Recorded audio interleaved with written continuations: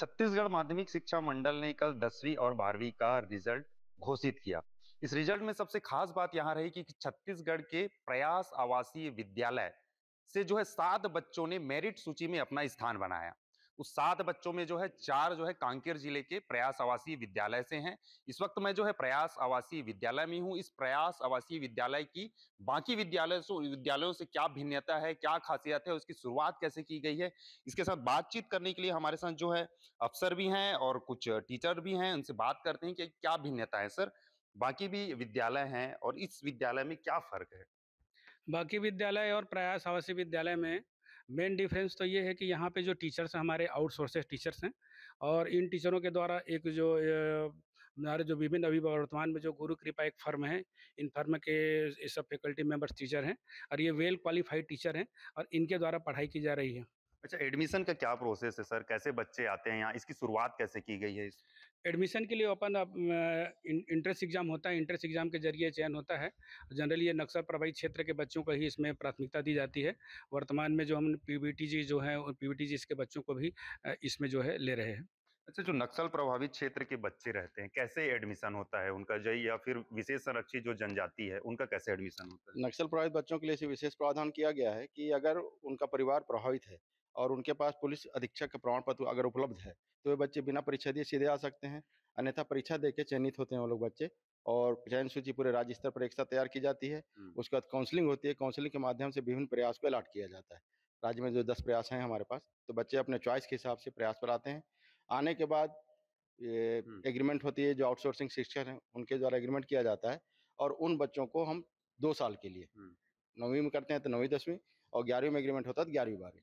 वो अच्छा, अभी जो है 4 बच्चे जो है मेरिट सूची में आए हैं, क्या ख़ासियत रही होगी उनकी? क्योंकि कई सालों से जब से ये 2015 के आस-पास ये खुला है, तो लगातार मैं सुना हूँ कि यहाँ से जो है तैयारियाँ रही और आज जाके वो पूरा हुआ है। इसके बारे में बताइए। प्रयास हमारा खुला तो 2015-16 में था और लगातार 7 सालों से इंतज़ार हमारा था ही कि बच्चे मेरिट में आएँगे और बच्चे प्रयास करते भी रहे हैं।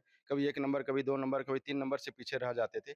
इस बार बच्चे अच्छा मेहनत किया, बहुत ज़्यादा मेहनत किया और हम 4 बच्चे सफल हो पाए इस स्थिति में। हुँ। और बच्चे चूँकि चयनित बच्चे रहते हैं, तो बच्चे ठीक रहते हैं, लेकिन उनको पॉलिश करना रहता है और उनको कंटिन्यूटी बनाना रहता है। वो तो आप लोगों के वो ऊपर हमारे ऊपर रहता है है। कि उनको पॉलिश करने का मीन्स ये है कि उनको मटेरियल जो पढ़ना है और उसमें निरंतरता बनाए रहने के लिए निरंतरता बनाने के लिए हमारे फैकल्टीज़ क्या करते हैं कि टाइम से कोर्स खत्म कर लिए, उनके डाउट को क्लियर किए और टेस्टिंग ज़्यादा है। टेस्ट लेते ले जब बार-बार हम टेस्ट लेते हैं, तो जो कमी रह जाती है, उस कमी को लोग फिर से बार-बार दूर करते अच्छा, हैं। आवासीय विद्यालय का मतलब यहीं रहो, खाओ, पियो। आवासीय विद्यालय टोटली आवासीय है, कहने का मतलब उनको घर से कुछ भी लेके नहीं आना है। रहने के लिए, खाने के लिए, कपड़ा, सोने-बैठने के लिए सब चीज़ है। स्टडी मटेरियल तक मिल जाता है उनको। 9वीं 10वीं तक तो सामान्य स्कूलों की तरह उनको बुक हुँ। मिलते ही हैं।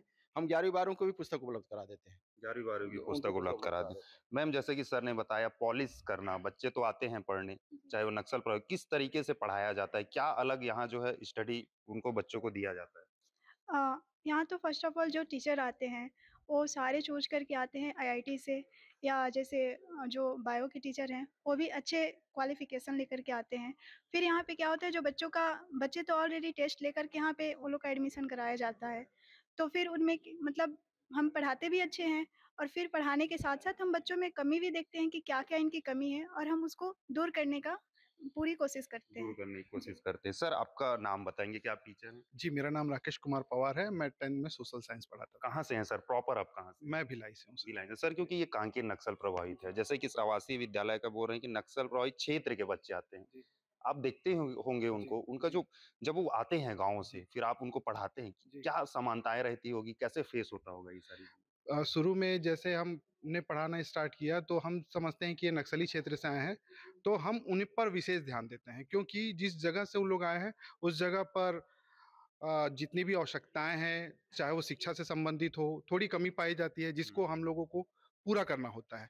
इसलिए विशेष ध्यान दिया जाता है और उन्हें मुख्य धारा में जो और बच्चे होते हैं, जो अदर जो डिस्ट्रिक्ट से आए हुए हैं, उनके इक्विवेलेंट लाकर उन्हें जो है प्रॉपर तैयारी करवाई ये जाती है। बहुत अच्छी बात कही और अब आपसे जानना चाहूँगा अभी 4 बच्चे जो हैं, इस आवासीय मेरिट सूची में आए हैं। क्या लगता है आगे चल के जो है 4 से 10, 20 ऐसा होने की संभावनाएँ हैं? इस बार का आप मार्कशीट भी देखेंगे तो 2-3 बच्चे ऐसे हैं जैसे कि विशाखा ठाकुर है, हुँ। उसके अलावा निहारिका कुम्हरा और अभिषेक, ये ऐसे बच्चे हैं जो 2-3 नंबर से ही रह गए। अदरवाइज़ इनका भी मेरिट में नाम आ जाता।